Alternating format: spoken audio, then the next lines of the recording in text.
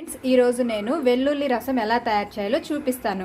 మొన్న యూట్యూబ్లో ఒక బాబాయ్ గారు పెట్టారు వంట ఛానల్లో, నాకు భలే నచ్చింది. ఈరోజు ఖాళీ ఉందని చేస్తున్నాను.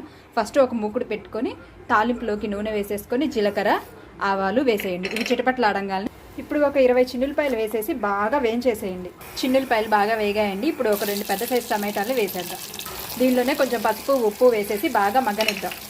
కరివేపాకు కూడా వేసేసానండి. బాగా తిప్పేసేయండి. ఇది మగ్గేదాకా ఉంచేసేయండి. ఇప్పుడు చింతపండు పులుసు ఒక నిమ్మకాయ సైజ్ అంత పోయండి. ఆ తర్వాత ఒక స్పూన్ కారము, ఒక స్పూన్ ధనియాల పొడి, ఒక ½ టీ స్పూన్ మిరియాల పొడి. ఈ మొత్తం బాగా కలిసేదాకా మగ్గనివ్వండి. ఆయిల్ బయటికి తేలేదాకా మగ్గనివ్వండి.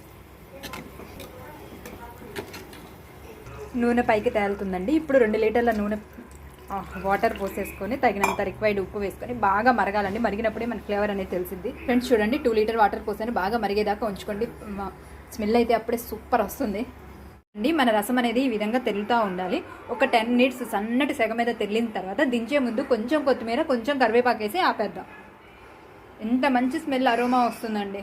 అయిపోయిందండి, మన వెల్లుల్లి రసం అనేది రెడీ అయిపోయింది. చివరిగా నేను ఆల్రెడీ కొత్తిమీర వేసాను, కరివేపాకు వేసి దించేస్తాను. కరివేపాకు రెబ్బ ఇలా వేసుకోండి, మంచి అరోమా వచ్చిద్దండి. సూపర్గా వండిద్ది. ఒక్కసారి ఇలా ట్రై చేయండి ఫ్రెండ్స్.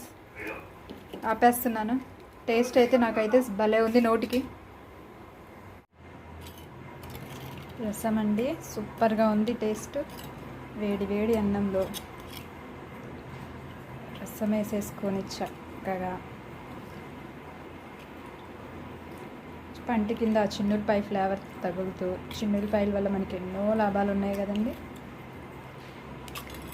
కాకరకాయ వేపుడు నంచుకొని తింటామంటే సూపర్గా ఉండిద్ది ఫ్రెండ్స్. ట్రై చేయండి ఒకసారి.